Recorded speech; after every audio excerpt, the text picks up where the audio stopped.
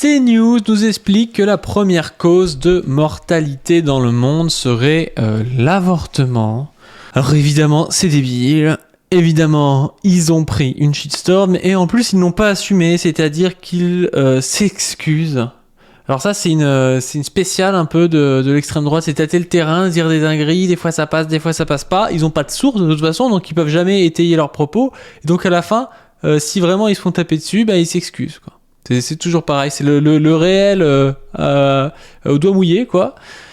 Et après, les excuses quand ça passe pas. Ce qui s'est passé, c'est que la chaîne a publié les premières causes de mortalité dans le monde, et notamment l'avortement qui serait de loin la première. Il y a Clémence Guettet de la France Insoumise qui nous dit « Abject sur CNews, l'avortement est qualifié de première cause de mortalité dans le monde devant le cancer. C'était hier en direct. La chaîne doit être sanctionnée et ce droit garanti dans la Constitution. » Puis quelques chiffres également.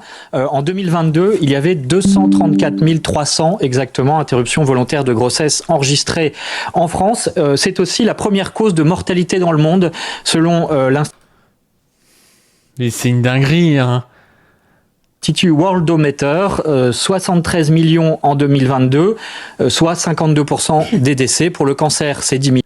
52% des décès seraient l'avortement. Le niveau des mecs, quoi. Là, vous êtes vraiment dans une vision réactionnaire, en fait, des choses. C'est-à-dire que ce qui compte, c'est pas le devenir humain. Un être humain, c'est pas une sorte de potentialité biologique qui se développe dans un univers social, qui va faire un retour sur le biologique avec des jeux dialectiques comme ça dans un devenir. Non. C'est, je sais pas, l'ADN humain. C'est le petite portion de l'homme, c'est déjà de l'homme. C'est-à-dire que, indépendamment d'une reconnaissance sociale, indépendamment de droit de reconnaissance en tant que sujet, je sais pas, de connaissance du monde extérieur, du monde social, du langage, de tout ça, on serait un être humain. Il y a vraiment la thèse de l'âme là-dedans, hein. C'est-à-dire que le fœtus aurait une âme et donc serait humain parce que comme nous, il aurait une âme, quoi. Il y a vraiment ça derrière cette vision des choses. Millions, et pour le tabac, c'est 6,2 millions. Puis, voilà, donc le tabac, ça tue beaucoup moins que les avortements. C'est factuel, évidemment. Il y a Édouard Richard qui nous dit « Toute l'émission n'est pas mieux. Bienvenue dans Enquête d'esprit sur CNews. Sujet du jour, IVG et droit à l'avortement. Heureusement, l'émission laisse de côté le débat politique et partisan. » Ça devient une heure d'antenne de propagande anti-IVG. Extrait choisi. Ah, j'aime trop heureusement, l'émission laisse de côté le débat politique et partisan. Nous parlons aujourd'hui dans Enquête d'esprit d'un sujet sensible, douloureux, l'avortement et ce qu'en dit l'Église. Nous allons laisser de côté pour l'instant le débat politique et partisan pour nous intéresser au fond du sujet. Oh là là, l'auteur de la chaîne, à quel moment il y a un truc qui s'appelle Enquête d'esprit pour nous expliquer ce qu'en dit l'Église, hein. Voilà. Et c'est les mêmes qui vont nous expliquer qu'en France, le problème, c'est les musulmans. C'est voilà, ils ont une religion, c'est réactionnaire. Eux, à une heure de grande écoute, ils nous font passer leur discours ultra réactionnaire religieux. Mais par contre, quand c'est les autres, c'est pas bien, quoi. C'est une dinguerie, hein. À sa dimension humaine et spirituelle, on en parle avec nos invités. Au fond de chaque femme, il y a, je pense, le désir de donner la vie. Et donc, avorter, c'est contraire à la mission de la femme. Et qu'on soit croyante ou non, qu'on ait une religion ou non, c'est universel. La femme est heureuse de donner la vie. C'est énorme, c'est vraiment énorme. On croirait un putain de sketch.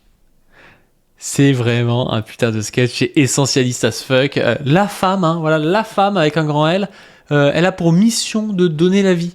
C'est son destin, en fait.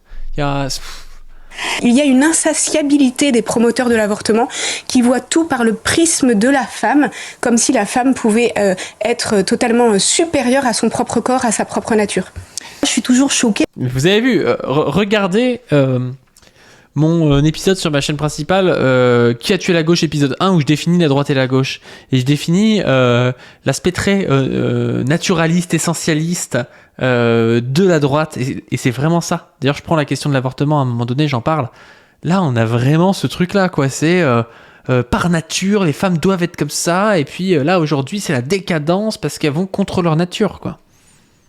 par le combat finalement mené par des femmes qui, bon, parfois se battent pour ce droit à l'avortement, mais elles sont vivantes. Je suis vivante et moi je suis heureuse d'être vivante. C'est important de se... C'est les mêmes gens qui veulent laisser mourir des migrants en Méditerranée.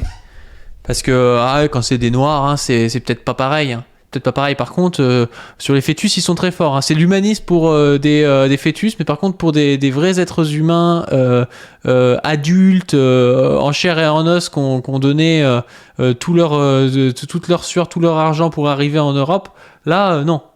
Là, la vie n'a plus le même sens. Hein. C'est pas du tout raciste, évidemment. Hein.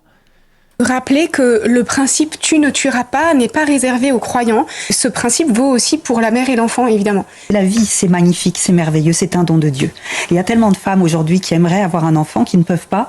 Les jeunes filles aujourd'hui sont très informées. Donc j'ai envie de leur dire, faites attention à vous. Hein. Elle dit, il y a beaucoup de femmes qui voudraient avoir un enfant qui ne peuvent pas. Ben oui, ça c'est un problème. Les femmes qui aimeraient avoir un enfant et qui ne peuvent pas, c'est un problème. Mais les femmes qui ne veulent pas avoir d'enfant et qu'on veut forcer à en avoir un comme elles, voudrait le faire, c'est un problème aussi en fait. C'est le but de l'avortement. Si tu veux avoir un enfant, tu peux en avoir un. Si tu ne veux pas en avoir, tu n'en as pas, quoi. Ne le savez-vous pas, votre corps est le temple du Saint-Esprit, nous dit Saint Paul. Donc, et j'ai envie de leur dire, attention, l'avortement est une blessure du corps, du psychisme et de l'âme. Mais les droitards, ils sont toujours là-dedans. Tout le monde le sait. Je veux dire, à gauche, on n'est pas en train de dire que l'avortement, c'est bien en soi. Évidemment qu'un avortement, c'est toujours un drame. Par contre, d'avoir le droit d'avorter, ça te laisse le choix. C'est simplement ça qu'on dit. Elle croit qu'il y a des femmes qui avortent et ça leur fait rien et elles prennent ça pour un truc qui serait ridicule. C'est-à-dire, un avortement, c'est toujours choquant, c'est toujours un drame. 50 ans de conditionnement français sur l'avortement.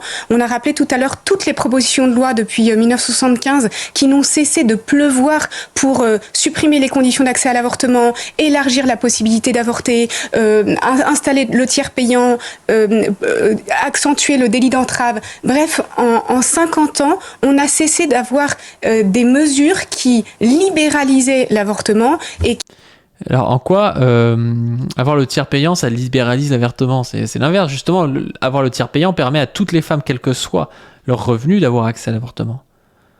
Elle, si elle est contre le fait d'avoir un tiers payant, ça veut dire qu'elle est pour l'avortement pour les riches, pas pour les pauvres. Les pauvres ne peuvent pas avorter, par contre, les femmes riches auraient le droit d'avorter, c'est ridicule. Qui faisait penser à la femme que c'était bon pour elle, que c'était une bonne chose pour elle. Personne ne dit que c'est bon en soi l'avortement, mais j'ai jamais entendu une féministe me dire ah mais c'est trop bien l'avortement, enfin c'est ridicule. Non, le droit à l'avortement c'est bien, c'est-à-dire pouvoir avoir le choix c'est bien, mais avorter c'est toujours un drame. Finalement, cette question, c'est aussi un enjeu de civilisation, de vie et de mort, de la manière dont on considère ces deux notions dans la société. Oui, alors effectivement, c'est une question de vie. Hein. Dans la Bible, il est écrit je place devant toi la vie ou la mort, choisis la vie. On devrait en parler en société de l'accompagnement des femmes pour leur permettre d'éviter de recourir à l'avortement. Qu'est-ce qu'on dit à ceux qui nous regardent et qui disent mais ça veut dire quoi éviter c'est les mêmes qui ont été contre le préservatif, qui sont moitié contre la pilule, et après qui nous disent oui les conditions pour éviter l'avortement. Bah oui, il y en a une, ça s'appelle la contraception. Sauf que vous êtes plus ou moins contre aussi en fait. Donc au bout d'un moment, il va falloir choisir. Soit vous êtes contre la contraception, soit vous êtes contre l'avortement, mais vous pouvez pas être contre la contraception et contre l'avortement. Enfin, si vous pouvez l'être parce que vous êtes des débiles, mais c'est la folie quoi. Pour moi, l'avortement est un acte anodin parce qu'on nous le vend presque maintenant comme un moyen de contraception dans certains milieux. Mais dans quel milieu on vend l'avortement comme un moyen de contraception ? Mais qu'est-ce qu'ils racontent ? C'est les mêmes rengaines depuis 50 ans, ce truc-là. À quel moment il y a des meufs qui prennent pas de contraception pour avorter ? Genre, c'est plus simple. C'est ridicule, quoi. Eh bien, je dirais que ce n'est pas parce que c'est légal que ça ne fait pas mal, que ces séquelles, elles existent. C'est un chamboulement intime de l'être, de l'âme psychologique. De l'âme psychologique, mais il parle vraiment, mais... Oh là là. Ça nécessite ensuite un travail de réparation. Quelque part, l'âme est blessée.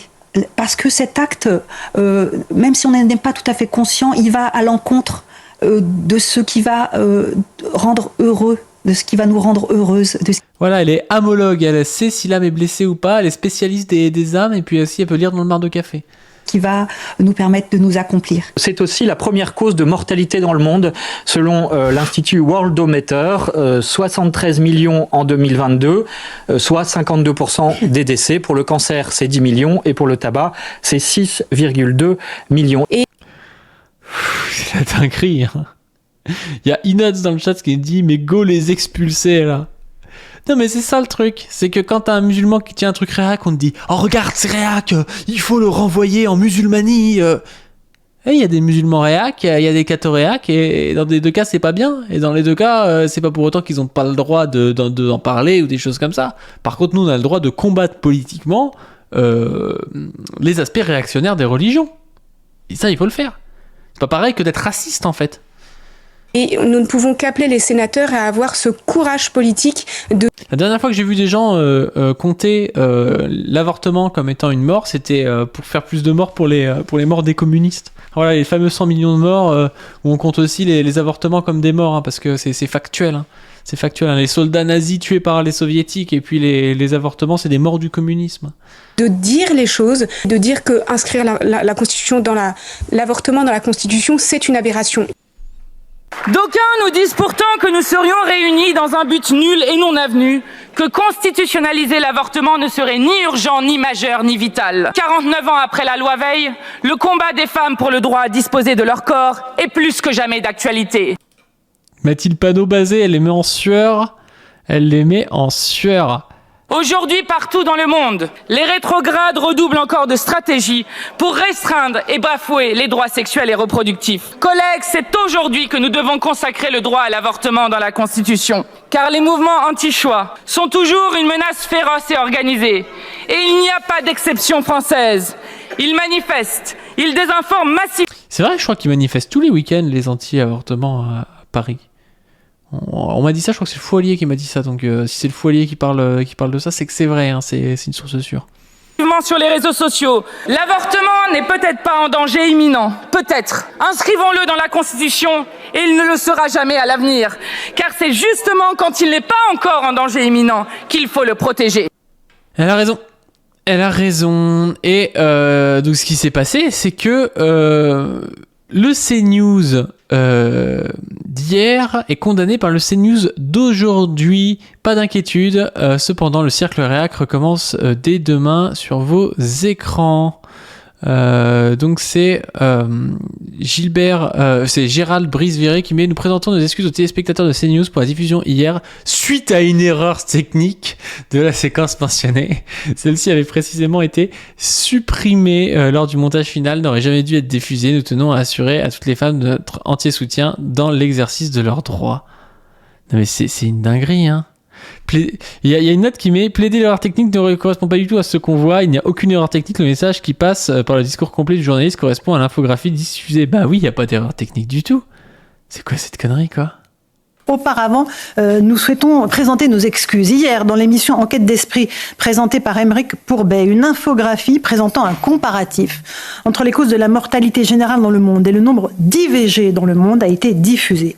Ce sont des données incomparables. Et il est absolument impossible de comparer ces chiffres et de les... Mais c'est quoi ce... Mais c'est évident, mais ils ont voulu le faire parce que c'était réac et qu'ils considèrent que l'avortement, c'est tuer des gens. Pourquoi ils assument pas comme ça? Pourquoi ça fait prout tout le temps? Assumez un peu. C'était tout le discours de votre émission, c'était sur ça. Mais évidemment que vous pensez ça. Les mettre en miroir de ceux de la mortalité liée au cancer ou au tabac. L'interruption volontaire de grossesse est autorisée en France depuis la loi du 17 janvier 1975, la loi portée par Simone Veil. Il s'agit donc d'un droit garanti par la loi et il ne s'agit pour quiconque de le remettre en cause. Ouais, enfin le jour où ils pourront le remettre en cause, je peux vous dire qu'ils le remettront en cause, sauf que là, ils doivent être en sueur parce que l'Arcom a été saisi, parce qu'ils tiennent des discours super réactionnaires, qui vont contre le droit des femmes, qui peuvent être qualifiés, je sais pas, peut-être d'entrave à l'IVG, enfin j'en sais rien, mais je pense pas que ce soit hyper légal. Et du coup, ils nous disent que c'était une erreur technique, quoi. C'est évident que c'était pas une erreur technique. chaîne CNews présente ses excuses à ses téléspectateurs pour cette erreur qui n'aurait pas dû se produire. CNews présente ses excuses auprès de toutes les femmes avec une pensée particulière pour celles dans le monde qui luttent pour obtenir le droit à disposer de leur corps et à toutes celles qui ont perdu la vie faute de pouvoir accéder à l'IVG. La raffinerie qui met mais toute l'émission c'est remettre en cause l'avortement, assume bordel. Mais oui, en fait ça serait pas en rapport avec l'émission, on pourrait dire ok ça n'a rien à voir, mais en fait là c'est en rapport avec l'émission, c'est exactement ce que disait l'émission. Titre personnel, j'ajoute que cette loi est très importante pour moi comme pour toutes les autres femmes et j'espère très sincèrement que ce droit acquis de haute lutte par nos mères, par nos aînés, sera inscrit dans la Constitution. Oh là là là là, plus woke que woke, c'est news plus woke que woke. Bolloré qui paye pour dire qu'il faut inscrire dans la Constitution le droit à l'IVG. Mais c'est quoi ce retournement de veste de ouf, quoi? C'est trop drôle, hein. C'est trop drôle. Il y a à gauche qui dit il y a une lutte interne, les cathos radis sont pas encore assez puissants, mais ça va pas tarder, genre d'autres 5 ans max avant que des Laurence Ferrari ne quittent la chaîne car l'extrême droite chrétienne sera plus puissante. Pour le moment, le racisme et l'islamophobie ne gênent pas. Donc, sur ce, je vous invite à vous abonner à la chaîne Pas du Stream, à vous abonner aussi à la chaîne Pas du Ring, où je sors du contenu plus travaillé. Et puis, je vous invite aussi à donner sur le Tipeee pour nous aider à financer les interviews, le miniaturiste et à payer du matos. Sur ce, je vous dis à plus.